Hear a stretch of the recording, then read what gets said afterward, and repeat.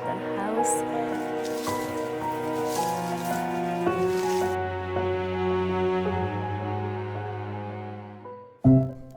Summer is the most extrovert season, the season of loud joy, of being outside. It's the most intense and excessive of all seasons, which require the most adaptations from us and from our bodies.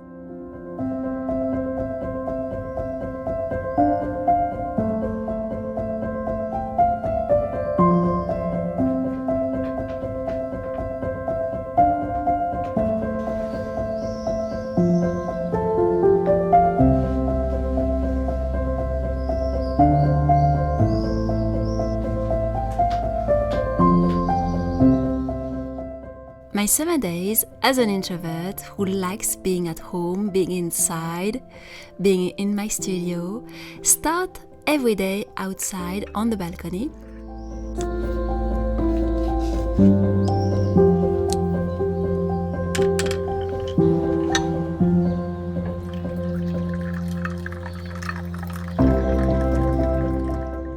In company of the swifts and the joyful songs, and I like to read a few pages, to journal or to write some gratitude on my little notebook, and sometimes all of them at the same time, while contemplating people starting their days in the street just below.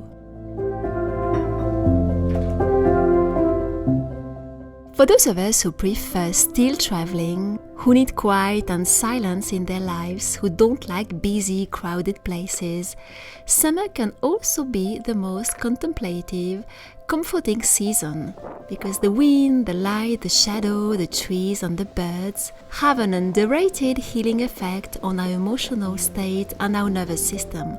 This is actually my vision of a perfect introvert summer, being more outside, enjoying more outside delights in the grass, among trees and birds, in quiet adventures in my local area.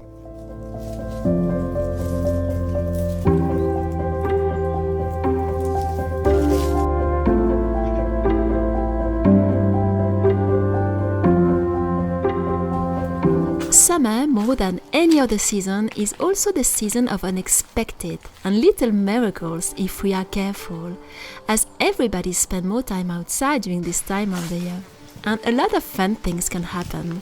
Summer don't mean also necessarily doing crazy, expensive adventure at the other side of the world. Every time I go in my local park, and it's almost every day, I can notice buzzards flying sometimes just above my head. I like to notice and look for the simple and beautiful things around me, and I think it is so important to train our eyes and our mind to look for all these things which are there and have always been there, but we forget them sometimes. And for those of us who are very easily stressed and anxious, I think nature at this time of the year can be so healing too.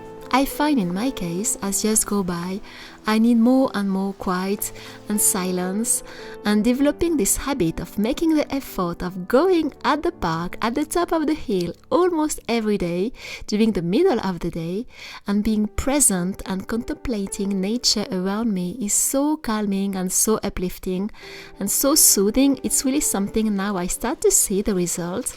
We sometimes forget how stressed we are during the rest of the year. Finding a real deep peace is so important and so life-changing.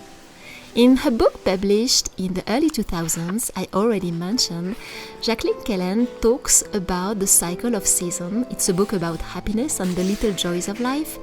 And she writes how precious the season and this cycle of season is in our lives. And about summer, she writes, "Summer is the season of rest and holidays, traveling and naps, but it's also the euphoria of light, the delight of shadow, the contemplation of stars at night." She writes that following the 4 seasons, a human being lives an entire life in 1 year: childhood, adulthood, maturity, older age, and all starts over again. This way life offers new beginnings, new chances, new adaptations, and new transformations over the month. Over the month, our body changed and our soul too. For years, I repeated that I didn't like summer, it was too hot, it was too intense, it required our body to stretch so much, But I found that it's also a mindset thing. Once you adapt, once you decide you are going to enjoy it, it makes such a big difference.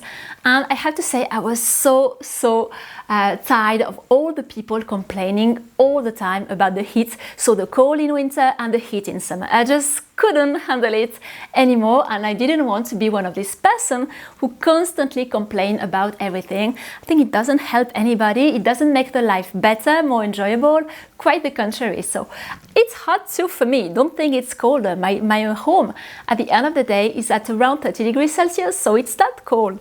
But adapting and trying to go outside when it's hot, being active, of course with water, of course in a reasonable way. In the past centuries, they were handling really intense weather so much better than we are.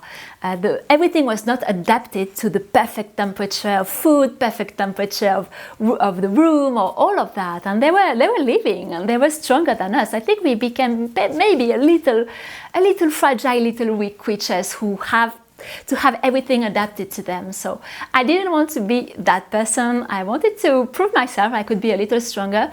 And I think being active and doing a bit of sport and all that and moving helps so much adapt to different weather conditions, to different weather temperature. It really makes a difference to remain active and forcing our body to go a little further than it would normally do.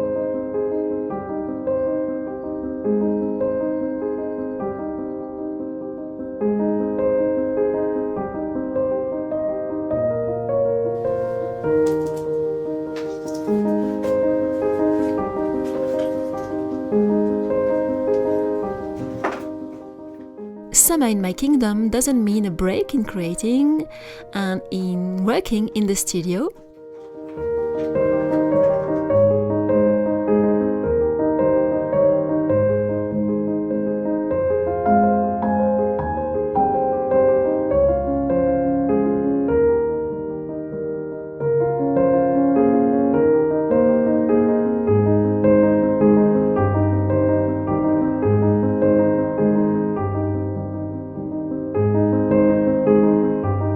Is a little update of the French dollhouse from the French dollhouse workshop. So this is the main living room here, sort of parlor in the ground floor.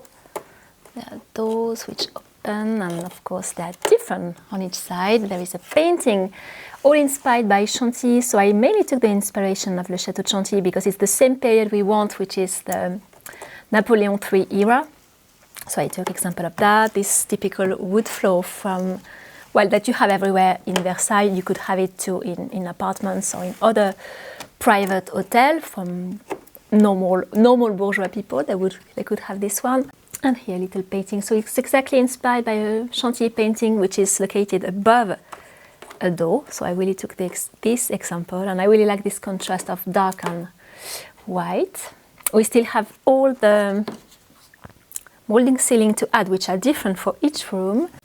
And of course there is a mirror above the fireplace, which is in wood, which is not really classic to have. It could happen once in a while, but in France it's mainly in marble.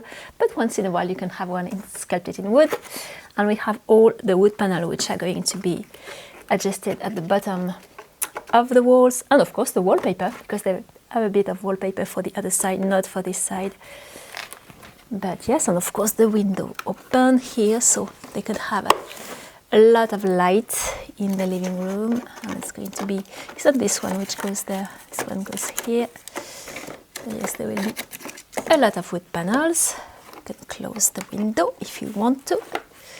On the other side, the entrance hall, which has also some wood panel, and there are others which are going to be located on the other side and need to be finished to be painted. Also a painting above the door, also inspired by Chantilly.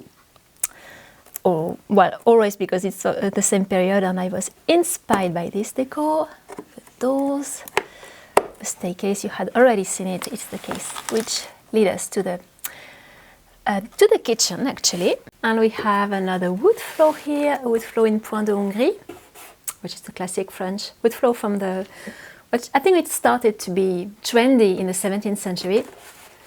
And of course, this room, we have the balcony with the door windows here, which open completely. So this is going to be the dining room here. So The fireplace needs to be done, and there will be quite nice molding ceiling. I think it's this one for this room, which are going to be really nice.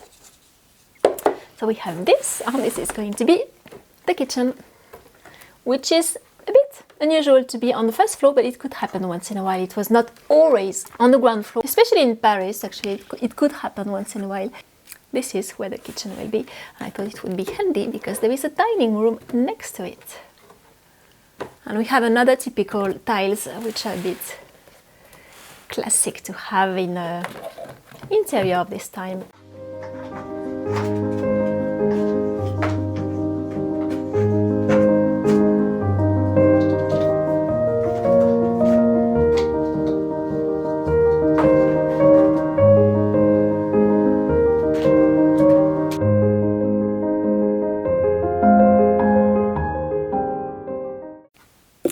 The two bedrooms, the two floors for the other bedrooms, which is the same one. Another one inspired by Versailles, and another one in Point de Hongrie. This way we have quite many different floors. And this one will have this molding ceiling, which is going to be really nice. We have very sophisticated molding ceiling. They make the difference. They just finished the room really well, and I really took inspiration from all the different ones I saw, also for homes of this time in Paris. And so there were different sophistication possible, different width, different pattern, different thickness. So yeah, it's going to be fun to finish the entrance hall and all the rooms really, and of course to furnish them. The furniture is going to arrive very soon.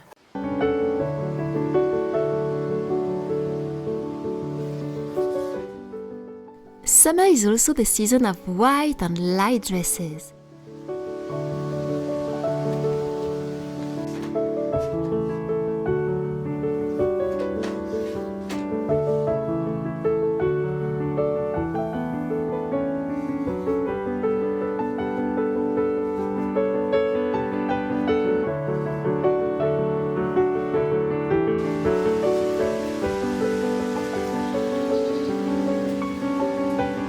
And a precious summer delight is certainly enjoying extra tasty sweet cherries under the trees of a wood with a pleasant summer wind to cool the heat.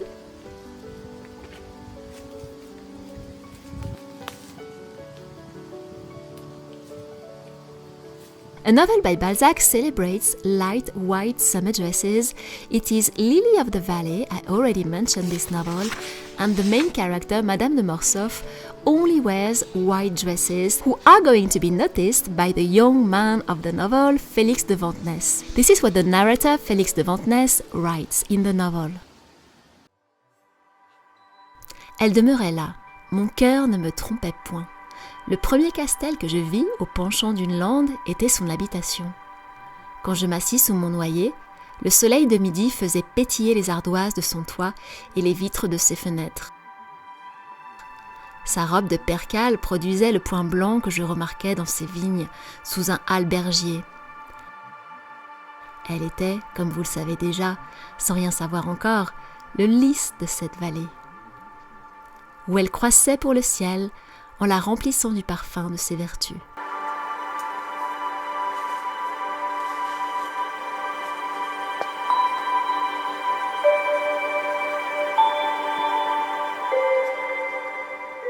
If these summer days start on the balcony, they also end there.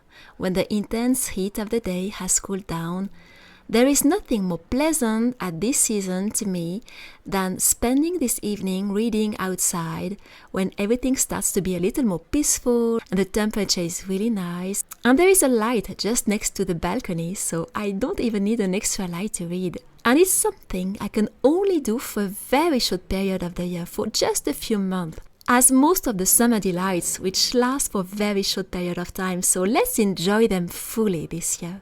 So I'm continuing right now to film the Dollhouse workshop. I know I've said that many times, and I'm still working on the inside, but it's a huge workshop actually.